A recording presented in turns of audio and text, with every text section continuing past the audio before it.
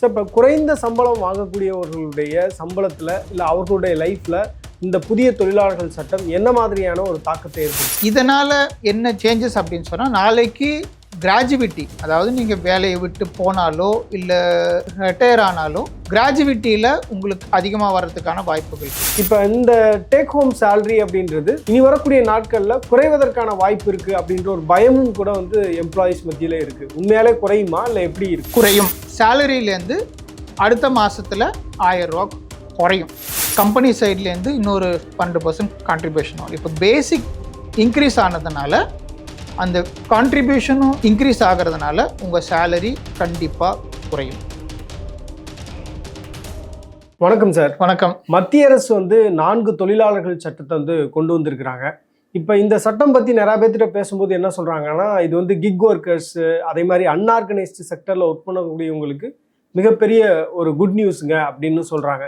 ஆக்சுவலாக இந்த கான்ட்ராக்ட் பேசிஸாக இல்லை கன்சல்டன்ஸாக ஃப்ரீலான்சஸாக ஒர்க் பண்ணக்கூடியவங்களுக்கு இந்த சட்டம் உண்மையாகவே அவங்களுக்கு பயனளிக்கக்கூடிய சட்டமா சார்? இந்த சட்டம் வந்து அவங்களுக்கெல்லாம் பலனளிக்கணும் அப்படின்னு தான் போட்டிருக்கிறாங்க.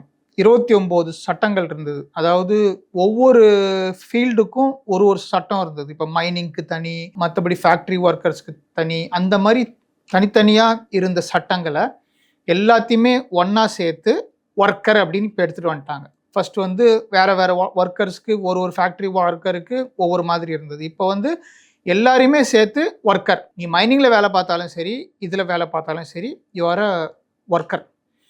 இப்போது சிம்பிளிஃபை பண்ணிவிட்டு எல்லாரையுமே அந்த ஒர்க்கருங்கிற ஒரு கான்செப்ட்குள்ளார எடுத்துகிட்டு வந்ததுனால அட்வான்டேஜ் தான். ஓகே, மேலேருந்து பார்க்கும்போது இட்ஸ் அன் அட்வான்டேஜ். ஆனால் இதை செயல்படுத்த போகிற கார்ப்பரேட் நிறுவனங்கள் எந்த அளவுக்கு இதை வந்து லா படி செயல்படுத்துகிறாங்க அப்படிங்கிறத நாம் வெயிட் பண்ணி தான் பார்க்கணும். ஏன்னா அவங்களுக்கு ஏற்பட போகிற எக்ஸ்ட்ரா காஸ்ட்டை அவங்க மக்கள்கிட்டேருந்து வசூலிக்கிறாங்களா, இல்லாட்டி வேலை செய்கிற வேலையாட்கள் ஒர்க்கர்ஸ்டேருந்தே அதை எடுக்கிறாங்களா, இதெல்லாம் நாம் வெயிட் பண்ணி தான் பார்க்க வேண்டியிருக்கு. அதர் தேன் தட், இப்போது social security for kick workers, அப்புறம் கிக் ஒர்க்கர்ஸ்னால் நார்மலாக இந்த ஸ்விக்கி அந்த மாதிரி வேலை பார்க்குறவங்க, Swiggy, Amazon delivery, Flipkart delivery, இந்த மாதிரி வேலை பார்க்குறவங்கள தான் அப்படி சொல்கிறாங்க. இந்த மாதிரி ஒர்க்கர்ஸுக்கு எந்த அளவுக்கு அட்வான்டேஜாக இருக்கும் அப்படிங்கிறது அந்தந்த நிறுவனங்கள்லேருந்து அந்த எம்ப்ளாயீஸ்க்கு அனுப்ப போகிற தகவலில் தான் அது இருக்குது. சார், இப்போ குறைந்த சம்பளம் வாங்கக்கூடியவர்களுடைய சம்பளத்தில் இல்லை அவர்களுடைய லைஃப்பில் இந்த புதிய தொழிலாளர்கள் சட்டம் என்ன மாதிரியான ஒரு தாக்கத்தை ஏற்படுத்தும்? சேலரியில் எந்த விதமான ஒரு பாசிட்டிவ் மாற்றமும் இல்லை. ஏன்னா கவர்மெண்ட் வந்து இவ்வளோ சேலரி தரணும் அப்படிங்கிறத சொல்ல முடியாது. ஆனால் மினிமம் வேஜ் 375 ரூபா வந்து ஒரு நாளைக்கான மினிமம் வேஜ் அப்படின்னு வச்சுட்டாங்க. இப்போ இத்தனை நாளாக 375க்கு கீழே வாங்கிட்டு இருந்தவங்க இப்போது 375க்கு மேலே வாங்கலாம். இது எல்லாமே ஆர்கனைஸ்டு லேபரில் தான் இது வரும். அன்ஆர்கனைஸ்ட் செக்டார் பக்கம் போனீங்கன்னா இன்னும் நிறைய பேர் ஒரு நாளைக்கு 100 ரூபா 200 ரூபாய்க்கு தான் வேலை பார்த்துக்கிட்டு இருக்காங்க. இப்போது இது எல்லாமே எப்படி நீங்கள் ரெகுலேட் பண்ண போகிறீங்க? How are you going to find out that இவங்க ஆர்கனைஸ்டில் இருக்காங்க, இவங்க அன்ஆர்கனைஸ்டில் இருக்காங்க? அந்த மாதிரி அன்ஆர்கனைஸ்ட் செக்டார்ஸ் எல்லாமே கேஷ் பேமெண்ட் தான். நீங்கள் எவ்வளோ நீங்கள் பேமெண்ட் பண்ணுறீங்க, எவ்வளோ நீங்கள் வாங்குறீங்க, அது எல்லாமே வவுச்சர் வச்சு தான். That can be change at any time. கையெழுத்து போட்டு வாங்குறவனுக்கும் எவ்வளோ வாங்குறோன்னு தெரியாது, தர்றவங்களுக்கும் எவ்வளோ தரோங்கிறது தெரியாது. ஸோ சேலரியில் பாசிட்டிவ் இம்பேக்ட் இருக்க வாய்ப்பு இல்லை. யாரெல்லாம் அந்த லா வந்து ஸ்ட்ரிக்டாக ஃபாலோ பண்ணுறாங்களோ, இத்தனால மினிமம் வேஜை 375 ரூபாய்க்கு கீழே அவங்க பே பண்ணிட்டு இருந்தாங்கன்னா இப்போ அதை விட அதிகமாக தே வில் பே. சார், இப்போ ஆர்கனைஸ்டு செக்டரில் பார்த்தோம் அப்படின்னா உங்களுக்கு வந்து கிராஜுவிட்டி, பிஎஃப், பேசிக் பே, ப்ராப்பரான சிடிசி ஸ்ட்ரக்சர் எல்லாமே இருக்கும். இப்போ அன்ஆர்கனைஸ்டு செக்டரில் ஒர்க் பண்ணக்கூடியவங்க இல்லை ஒரு கன்சல்டண்ட்டாக, ஒரு ஃப்ரீலான்சராக, இப்போ நீங்கள் சொன்ன மாதிரி கிக் ஒர்க்கர்ஸாக ஒர்க் பண்ணக்கூடியவங்களுக்கு வந்து ப்ராப்பரான ஒரு சேலரி அப்படின்றது இருக்கிறது இல்லை. உதாரணத்துக்கு அவங்களுக்கு அப்பாயின்மெண்ட் லெட்டர் கூட ப்ராப்பராக கொடுக்கறது இல்லை அப்படின்ற மாதிரியான விஷயங்கள்லாம் நம்ம கேள்விப்பட முடியுது. இப்போ இந்த புதிய தொழிலாளர்கள் சட்டத்தின் மூலமாக இப்போ இந்த பேசிக் பே, பிஎஃப், கிராஜுவிட்டி, இந்த மாதிரியான ஒரு ஸ்ட்ரக்சரில் என்னென்ன மாதிரியான சேஞ்சஸ் எல்லாம் அவங்களுடைய சிடிசியில் வர இருக்கு? நான் ஆர்கனைஸ் செக்டார்ஸில் எந்த விதமான சேஞ்சஸும் வரல. ஏன்னா அன்ஆர்கனைஸ்லேருந்து எப்படி ஒரு பிஸ்னஸை நீங்கள் ஆர்கனைஸ் செக்டாருக்குள்ளே மூவ் பண்ணுறீங்க, ஒரு கவர்மெண்ட்லேருந்து எந்த மாதிரி ஒரு மேண்டேட் வந்திருக்கணும் அப்படின்னா, நீ பிஸ்னஸ் பண்ணுறியா எல்லா சேலரியும் நீ பேங்க் அக்கௌண்ட்டில் தான் தரணும். ஒரு கான்ட்ராக்ட் ஒர்க்கரை என்கேஜ் பண்ணினாலும் இல்லை ஒரு ரெகுலர் டே டு டே ஒர்க்கரை என்கேஜ் பண்ணினாலும் எவ்வளோ சம்பளம் பே பண்ணுறீங்க, இது எல்லாமே அவங்களுக்கு ஒரு லெட்டர் மாதிரியோ இல்லை அவங்களுக்கு எழுத படிக்க தெரியலனா யாரையாவது வச்சு இதெல்லாம் அவங்களுக்கு எக்ஸ்பிளைன் பண்ணி அப்படி எடுத்துகிட்டு வந்தாதான் இது எல்லாமே நாம் கண்ட்ரோல் பண்ண முடியும். Any government for that matter. இப்போது ஃபாரின் நேஷன்ஸ்லாம் அப்படி தான்.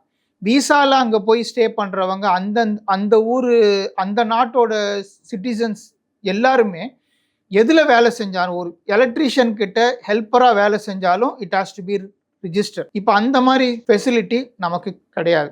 ஆர்கனைஸ்டுக்கு வருவோம். ஆர்கனைஸ் செக்டாரில் சிடிசியில் எந்த விதமான சேஞ்சஸும் இல்லை. என்ன சேஞ்சஸ் பண்ணியிருக்காங்க அப்படின்னு சொன்னால், இப்போ இத்தனை நாளாக சிடிசியில் 30% தான் பேசிக் வச்சுருந்தாங்க எல்லா நிறுவனங்களும். ஒரு சில நிறுவனங்கள் எனக்கு தெரிஞ்சு நான் முன்னாடி வேலை பார்த்தது கரெக்டாக 1800 பிஎஃப் வர்ற மாதிரி தான் அவங்க பேசிக்கே வச்சுருப்பாங்க. 10 லட்சம் 15 லட்சம் வருஷத்துக்கு சேலரி இருந்தாலும். இப்போது என்ன செஞ்சிட்டாங்க அப்படின்னு சொன்னால், மொத்த சிடிசியில் 50% பேசிக்காக இருந்தாகணும் அப்படின்னு சொல்லிட்டாங்க. இதனால் என்ன சேஞ்சஸ் அப்படின்னு சொன்னால், நாளைக்கு கிராஜுவிட்டி, அதாவது நீங்கள் வேலையை விட்டு போனாலோ இல்லை ரிட்டையர் ஆனாலோ கிராஜுவிட்டியில் உங்களுக்கு அதிகமாக வர்றதுக்கான வாய்ப்புகள் இருக்குது. அப்புறம் லீவ் என்கேஷ்மெண்ட்டு அது உங்களுக்கு அதிகமாக வர்றதுக்கான வாய்ப்புகள் இருக்குது. ஓவர் டைம் பண்ணும்போது பேசிக்லேருந்து தான் அவங்க எடுப்பாங்க. ஸோ பேசிக் இன்ட்டு 2 அதில் உங்களுக்கு ஓவர் டைம் அதிகமாக வர்றதுக்கான வாய்ப்புகள் இருக்குது. ஆனால் நெட் பார்த்தீங்கன்னா பேசிக் இன்க்ரீஸ் ஆனதுனால உங்களுடைய ப்ராவிடென்ட் ஃபண்ட் கான்ட்ரிபியூஷனும் இன்க்ரீஸ் ஆகும். ஸோ உங்கள் ப்ராவிடென்ட் ஃபண்ட் கான்ட்ரிபியூஷன் இன்க்ரீஸ் ஆச்சுன்னா உங்களுடைய நெட் டேக் ஹோம் வந்து குறையும். நம்பர் 1. ரெண்டாவது, கம்பெனி கான்ட்ரிபியூஷனுக்கு வருவோம். இப்போது கம்பெனியில் இத்தனை நாளாக நீங்கள் எவ்வளோ ப்ராவிடென்ட் ஃபண்டு பே பண்ணீங்களோ அதை அவங்க ஈக்குவலாக மேட்ச் பண்ணிகிட்டு இருந்தாங்க. It was a part of your CTC total package. இப்போது உங்களுடைய கான்ட்ரிபியூஷன் அதிகமானதுனால அந்தந்த நிறுவனங்களும் அவங்களுடைய கான்ட்ரிபியூஷனை ஈக்குவலாக இன்க்ரீஸ் பண்ணி ஆகணும். சிடிசி ஆல்ரெடி ஃபிக்ஸ் ஆகிட்டதுனால கம்பெனி வந்து அவங்களுடைய பேலன்ஸ் ஷீட்லேருந்து அந்த கான்ட்ரிபியூஷனை எடுக்க மாட்டாங்க. எதுலேருந்து அந்த எக்ஸ்ட்ரா அமௌண்ட்டை எடுப்பாங்க அப்படின்னு பார்த்தா, உங்களுடைய இன்னொரு 50% இருக்கு இல்லையா, அதர் அலவன்ஸ் அப்படின்னு சொல்லுவோம், அதுலேருந்து தான் எடுப்பாங்க. ஸோ உங்களுக்கு உங்கள் சைட்லேருந்து 50% ஆஃப் பேசிக்லேயும் உங்கள் சேலரி குறையும், ரைட்? ப்ராவிடென்ட் ஃபண்ட் எக்ஸ்ட்ரா நீங்கள் பே பண்ணுறதுனால அந்த சைடு கம்பெனியோட கான்ட்ரிபியூஷன் இன்க்ரீஸ் ஆனதுனால எவ்வளவு இன்க்ரீஸ் ஆச்சோ கம்பெனியோட கான்ட்ரிபியூஷன் அதை வந்து உங்களுடைய பாக்கி 50%லேருந்து, பேசிக் இல்லாமல் பாக்கி 50% இருக்கு இல்லையா, அதுலேருந்து தான் அவங்க எடுப்பாங்க. ஸோ உங்களுடைய சேலரி ஸ்லிப்பில் இத்தனை நாளாக பேசிக் பார்த்தீங்க, அதர் அலவன்ஸ் பார்த்தீங்க. வேகா சொல்கிறேன், எல்லாருக்கும் இது பொருந்தாது, பட் இதான் ஸ்பிளிட்டு. பேசிக் இல்லாமல் இருக்குது அதர் அலவன்ஸ். ஸோ இப்போது பேசிக்கில் உங்கள் இது குறையும். ஐ மீன் பேசிக் இன்க்ரீஸ் ஆனாலும் இந்த சைடு டிடக்ஷன்ஸில் உங்களுக்கு குறையும், ப்ராவிடென்ட் ஃபண்டில் குறையும். இந்த சைடு ஏர்னிங்ஸில் அதர் அலவன்ஸ்லேருந்து கம்பெனியோட எக்ஸ்ட்ரா கான்ட்ரிபியூஷன் இன்னும் எடுக்கிறதுனால அதுவும் உங்களுக்கு குறையும். ஸோ எப்படி நீங்கள் கால்குலேஷன் பார்க்கணும் அப்படின்னு சொன்னால், இப்போ இந்த இன்க்ரீஸ் ஆன பேசிக்னால உங்கள் கான்ட்ரிபியூஷன் எவ்வளவு இன்க்ரீஸ் ஆகிருக்கோ அந்த டிஃப்ரென்ஸ் அமௌண்ட்டை எடுத்துக்கிட்டு மல்டிப்ளை தட் பை 2, அவ்வளவு பணம் உங்கள் சேலரியிலேருந்து வரும் மாதங்களில் குறையும். சார், இப்போ குறைவான சம்பளம் வாங்கக்கூடியவங்களுக்கு இது ஒரு பெரிய சேலஞ்சு தானே. இப்போ வந்து இதுக்கு முன்னாடி அவங்களுடைய பேசிக் பேன்றது ஒரு 30% இருந்தது, இப்போ வந்து 50% அதை வந்து இன்க்ரீஸ் பண்ணியிருக்கிறாங்க. இப்போ இந்த டேக் ஹோம் சேலரி அப்படின்றது இனி வரக்கூடிய நாட்களில் குறைவதற்கான வாய்ப்பு இருக்குது அப்படின்ற ஒரு பயமும் கூட வந்து எம்ப்ளாயீஸ் மத்தியில் இருக்குது. உண்மையாலே குறையுமா இல்லை எப்படி இருக்கு? குறையும். உங்களுடைய கான்ட்ரிபியூஷன் ப்ராவிடென்ட் ஃபண்டு, உங்கள் கான்ட்ரிபியூஷன் எவ்வளோ இன்க்ரீஸ் ஆகுதோ, இப்போது ஒரு மாதத்துக்கு நீங்கள் இத்தனை நாளாக 2000 ரூபா பே பண்ணிட்டு இருந்தீங்கன்னு வச்சுக்கோங்க ப்ராவிடென்ட் ஃபண்ட். இப்போது 500 ரூபா இன்க்ரீஸ் ஆயிருக்குன்னு வச்சுக்கோங்க. ஸோ அடுத்த மாதத்துலேருந்து 2500 ரூபா யூ வில் பே. 500 ரூபா இன்க்ரீஸ் ஆகிருக்கு, மல்டிப்ளை தட் பை 2, 1000 ரூபா. ஸோ உங்கள் சேலரியிலேருந்து அடுத்த மாதத்தில் 1000 ரூபா குறையும். பட் 1000 ரூபா ஆக்சுவலாக உங்களுக்கு குறையுதான்னு பார்த்தா on a short term basis yes, உங்கள் கைக்கு அது வர்றதில்லை. ஆனால் இன்டைரக்டாக it goes to your social security. Sir, இப்போ பேசிக் பே வந்து 50% அதிகரிக்கிறதுனால நம்மளுடைய பிஎஃப் அமௌண்ட்டும் அதிகரிப்பதற்கான வாய்ப்பு இருக்கா, இல்லை அது ஸ்டேபிளாக தான் இருக்கும்? ஏன்னா பேசிக்லேருந்து 12% தான் ப்ராவிடென்ட் ஃபண்ட். உங்கள் சைட்லேருந்து 12% கான்ட்ரிபியூஷன் வரும். அதே மாதிரி கம்பெனி சைட்லேருந்து இன்னொரு 12% கான்ட்ரிபியூஷன் வரும். இப்போ பேசிக் இன்க்ரீஸ் ஆனதுனால அந்த கான்ட்ரிபியூஷனும் இன்க்ரீஸ் ஆகிறதுனால உங்கள் சேலரி கண்டிப்பாக குறையும். சார், இப்போ கிராஜுவிட்டியை பொறுத்தவரையில் பொதுவாக ஒரு நிறுவனத்தில் 5 ஆண்டுகளுக்கு மேலாக ஒர்க் பண்ணுறாங்க அப்படின்னா கிராஜுவிட்டி வந்து அவர் எலிஜிபிள். இப்போ புதிய தொழிலாளர்கள் சட்டத்தின்படி பார்த்தோம்னா 1 இயர் நீங்கள் ஒர்க் பண்ணாலே உங்களுக்கு கிராஜுவிட்டி கொடுக்கணும்னு சொல்கிறாங்க. இப்போ இந்த கிராஜுவிட்டி அமௌண்ட்டை வந்து எம்ப்ளாயிஸுடைய சேலரியிலேருந்து தான் எடுப்பாங்களா, இல்லை வந்து நிறுவனங்களே வந்து இவர் நல்லா ஒர்க் பண்ணியிருக்காரு அப்படின்னு கொடுப்பாங்களா? கிராஜுவிட்டி, ப்ராவிடென்ட் ஃபண்டு உங்களுக்கு தர்ற எல்லாமே it's a part of your CTC. Okay, எக்ஸ்ட்ராவாக அந்த கம்பெனி எதுவுமே உங்களுக்கு தந்துடலை. 5 வருஷத்துக்கு முன்னாடி நீங்கள் பேப்பர் போட்டு வெளியே போனால் அந்த gratuity will not be paid to you. அதை அப்படியே கம்பெனி எடுத்துப்பாங்க. ஓகே, உங்கள் காசை கம்பெனி எடுத்துக்கலாம். ஆனால் கம்பெனிலேருந்து எக்ஸ்ட்ரா 1 ரூபா கூட they will not be paying to you. So கிராஜுவிட்டியாக இருக்கட்டும், அலவன்ஸாக இருக்கட்டும், ப்ராவிடென்ட் ஃபண்டாக இருக்கட்டும், எல்லாமே உங்களுடைய சிடிசிலேருந்து தான் வருது. It's a part of your CTC. Gratuity பற்றி இந்த நியூ லேபரில் வந்ததுலேருந்து ஒரு குழப்பம் மக்கள்கிட்ட இருக்குது. நிறைய பேர் எல்லா பெரிய டிவி சேனல்ஸில், நியூஸ் சேனல்ஸ்லேயும் என்ன சொல்கிறாங்கன்னா எல்லாருக்குமே இது அப்ளிகபிள் அப்படின்னு சொல்கிறாங்க. நோ, மொத்தம் 2 டைப்ஸ் ஆஃப் எம்ப்ளாய்மெண்ட் இருக்குது. ஒன்று பெர்மனண்ட் எம்ப்ளாய்மெண்ட், இன்னொன்று கான்ட்ராக்ட் எம்ப்ளாய்மெண்ட். ஓகே, பெர்மனண்ட் எம்ப்ளாய்மெண்ட்டில் உங்களுக்கு ஆஃபர் லெட்டர் வரும்போது இன்ன தேதியோட உங்களுடைய எம்ப்ளாய்மெண்ட் முடிவடைகிறது அப்படின்னு போட்டிருக்க மாட்டாங்க. ஓகே, ஸோ அந்த மாதிரி நீங்கள் ஜாயின் பண்ணும்போது உங்களால் முடிஞ்சால் you can stay until you put down your papers, இல்லாட்டி அன்டில் ரிட்டையர்மெண்ட், அப்படி இருக்கலாம். இன்னொன்று கான்ட்ராக்ட் எம்ப்ளாய்மெண்ட். அந்த கான்ட்ராக்ட் எம்ப்ளாய்மெண்ட்டில் தான் அக்ரிமெண்ட் அவங்க போடும் பொழுது இன்ன தேதியோட உங்கள் எம்ப்ளாய்மெண்ட் வந்து முடிவடைகிறது, சப்ஜெக்ட் டு ரிவைவல், இல்லாட்டி சப்ஜெக்ட் டு இன்னொரு இதுன்னு சொல்லி அதை தான் இந்த நியூ லேபர்லால் அந்த கான்ட்ராக்ட் எம்ப்ளாய்மெண்ட்டை தான் ஃபிக்ஸட் டேர்ம் எம்ப்ளாயி அப்படின்னு சொல்கிறாங்க. ஃபிக்ஸட் டேர்ம் அதாவது your employment with this organisation is fixed. 1 இயர்னா 1 year, 2 இயர்னா 2 year, இந்த தேதியோட இந்த கான்ட்ராக்ட் இஸ் ஓவர், எக்ஸ்பைரி ஆகுது. அதுக்கப்புறம் மறுபடியும் நான் உன்னை எடுக்கலாம், இல்லாட்டி நீ வேலையை விட்டு போகலாம். ஸோ இந்த கிராஜுவிட்டி சேஞ்ச் வந்து கான்ட்ராக்ட் எம்ப்ளாயீஸ்க்கு மட்டும்தான் மாறி இருக்கு. இத்தனை நாளாக, இத்தனை வருஷங்களாக அந்த ஃபிக்ஸட் டேர்ம் எம்ப்ளாயி இல்லாட்டி கான்ட்ராக்ட் எம்ப்ளாயி அவங்களுக்கும் நார்மல் எம்ப்ளாயீஸ்க்கு இருந்த மாதிரி 5 இயர்ஸ் இருந்தது. இப்போது அந்த 5 இயரை குறைச்சி 1 இயர் இருந்தாலே போதும் அப்படின்னு வச்சுட்டாங்க. ஸோ இந்த கிராஜுவிட்டி 1 இயர் ஆக்கினது it's only for contract employees, not for the regular permanent employees. உங்கள் அக்ரிமெண்ட்டில் உங்களுடைய ஆஃபர் லெட்டர்லேயோ அப்பாயின்மெண்ட் லெட்டர்லேயோ ஒரு எண்டு டேட்டு போட்டு கொடுத்தாங்கன்னா நீங்கள் வந்து ஃபிக்ஸட் டேர்ம் எம்ப்ளாயி, உங்களுக்கு கிராஜுவிட்டி இஸ் 1 இயர். உங்களுடைய ஆஃபர் லெட்டர்லேயோ அப்பாயின்மெண்ட் லெட்டர்லேயோ எந்த விதமான தேதியும் குறிப்பிடாமல் உங்களுக்கு ஆஃபர் லெட்டர் இஷ்யூ பண்ணினாங்க அப்படின்னு சொன்னால் you are a permanent employee. Okay, அந்த பெர்மனண்ட் எம்ப்ளாயிக்கு 5 இயர்ஸ் தான், 4 வருஷம் 8 மாதம், இல்லாட்டி 4 வருஷம் 9 மாதம். So 5 years approximately. ஸோ அதில் எந்த சேஞ்சுமே இல்லை. ஸோ அதனால் மக்கள் குழப்பமடைய வேணாம். இந்த கிராஜுவிட்டி வந்து கான்ட்ராக்ட் எம்ப்ளாயீஸ்க்கு மட்டும்தான் 1 இயராக ஆகி இருக்கு. மற்றவங்களுக்கு 90% பெர்மனண்ட் ஐடி கம்பெனிஸில், ஃபேக்ட்ரிஸில், blue collar workers, white collar workers, இந்த மாதிரி எம்ப்ளாயீஸ்க்கு கிராஜுவிட்டி அதே 5 இயர்ஸ். சார் இப்போ கான்ட்ராக்ட் எம்ப்ளாயிஸ் வந்து ஒரு 20,000 மந்த்லி அவருடைய சேலரியாக இருக்குன்னு வச்சுக்கோங்களேன். இப்போ நீங்கள் சொன்ன மாதிரி வந்து எர்லியர் வந்து 30% இருந்தது பேசிக் பே, இப்போ வந்து அதை 50% இன்க்ரீஸ் பண்ணியிருக்காங்க. அடிஷ்னலாக பார்த்தோம் அப்படின்னா பிஎஃப் வந்து அவங்களுக்கு கொடுக்கணும் அப்படின்றத சொல்லியிருக்கிறாங்க. இப்போ பிஎஃப்பை பொறுத்தவரையில் 12% வந்து எம்ப்ளாயருடைய கான்ட்ரிபியூஷனாக இருக்கும், அப்புறம் 12% வந்து எம்ப்ளாயியுடைய கான்ட்ரிபியூஷனாக இருக்குன்றதை பார்க்க முடியுது. இப்போ அந்த நிறுவனம் வந்து ஒரு 12% வந்து அடிஷ்னலாக வந்து ஒரு எம்ப்ளாய்க்கு செலவு பண்ண வேண்டிய ஒரு சூழல் ஏற்பட்டிருக்கு.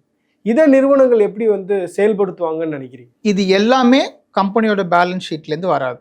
நான் ஃபஸ்ட்டு சொன்ன மாதிரி தான் சிடிசின்னு ஒரு காம்பனண்ட் இருக்குது. அதில் இன்சைட் த சிடிசி 2 காம்பனண்ட். இப்போது basic, allowance, other allowance. Okay, இப்போது பேசிக்கை வந்து இன்க்ரீஸ் பண்ணினதுனால கம்பெனிக்கோட கான்ட்ரிபியூஷன் இப்போ அதிகமாகிறதுக்கான வாய்ப்புகள் இருக்குது.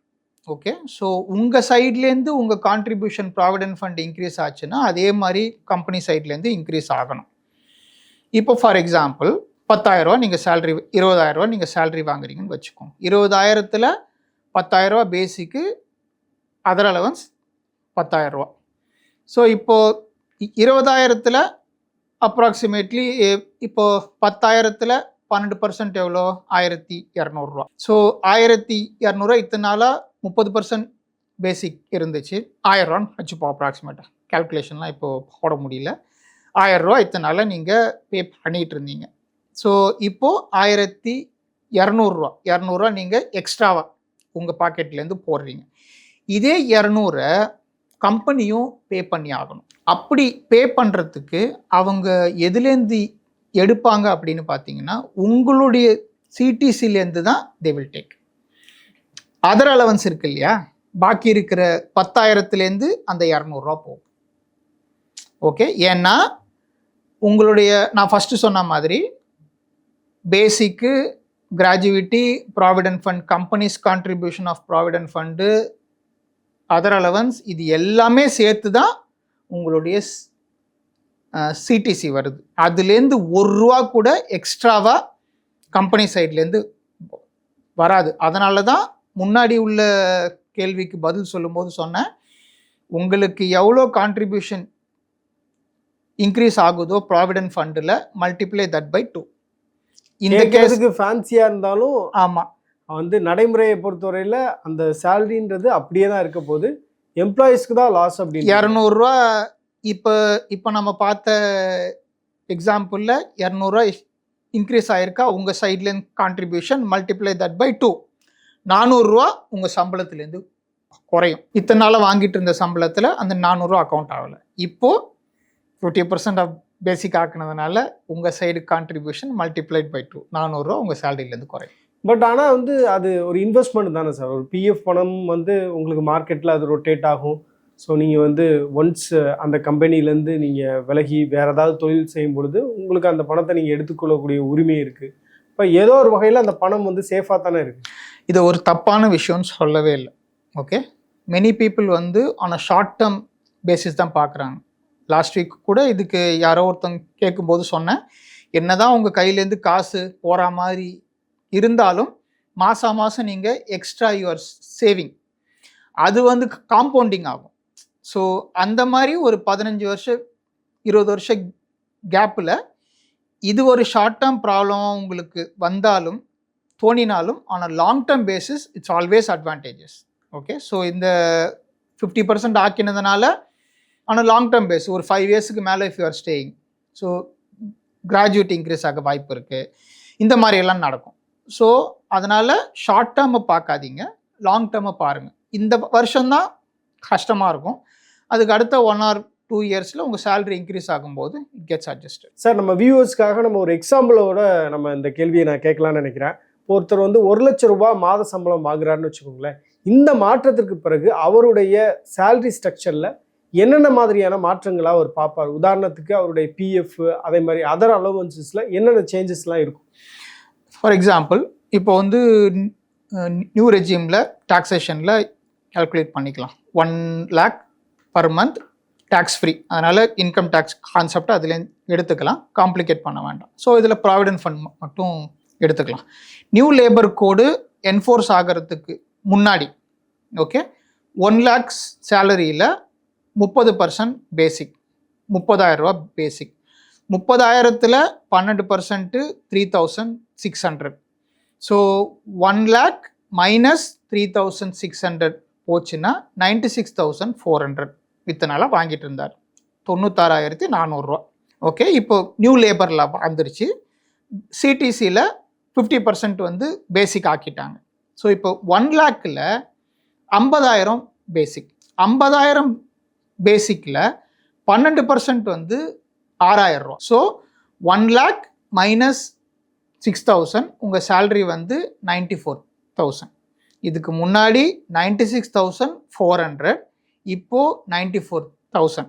ஸோ மாதம் உங்களுக்கு 2,400 ரூபா டிஃப்ரென்ஸ் வரும், கம்மியாக நீங்கள் வாங்குவீங்க. திங்க் வியூவர்ஸ்க்கு ஒரு அண்டர்ஸ்டாண்டிங் வந்திருக்குன்னு நான் நினைக்கிறேன். குறிப்பாக வந்து கிக் ஒர்க்கர்ஸாக ஒர்க் பண்ணக்கூடியவங்க, ஒரு கான்ட்ராக்ட் லேபரிங்கில் இருக்கக்கூடியவங்களுக்கு இந்த வீடியோ அப்படின்றது ரொம்ப யூஸ்ஃபுல்லாக இருந்திருக்குன்னு நம்புறேன் சார். தேங்க்யூ. மேலும் ஈடி தமிழ் சேனல்ல வரப்போகும் பிசினஸ் மற்றும் அது ரிலேட்டடான வீடியோவை பார்க்க உடனே கீழே இருக்க சப்ஸ்கிரைப் பட்டனை கிளிக் பண்ணுங்க.